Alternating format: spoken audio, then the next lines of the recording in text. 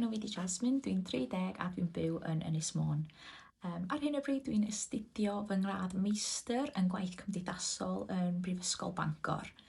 Dwi wedi bod eisiau bod yn weithio'r cymdeithasol ers o'n i'n blentyn bach.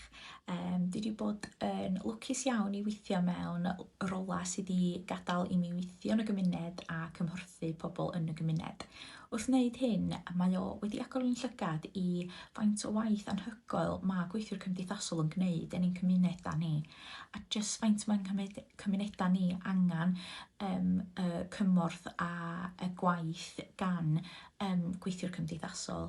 Mae hyn wedi bod yn gynnydd ers pandemig a argyfwng costau byw, lle mae yna bobl o bob man angen cymorth gyn gweithio'r cymdeithasol.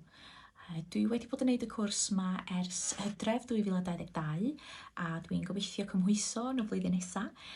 A dwi wedi dysgu gymaint yn y cwrs.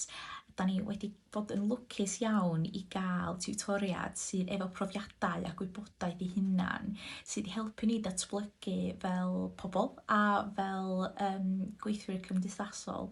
Hefyd, da ni wedi cael siaradwyr gwadd yn dod i weld ni o wahanol lefydd yn y social care sector sydd wedi rhoi agoriad llygaid i pa fath o sectorau fedra ni fynd i fel gweithwyr cymdeithasol pam da ni yn cymhwyso.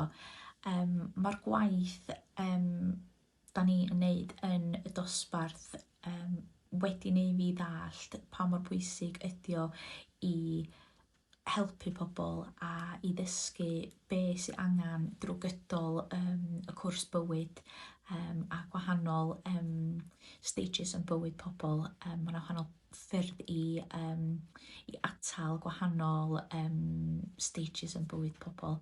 Felly dwi yn edrych ymlaen i gymhwyso a gallu defnyddio be dwi wedi dysgu yn y dosbarth yn y cymuned i wneud y gorau i'n cymunedol lleol.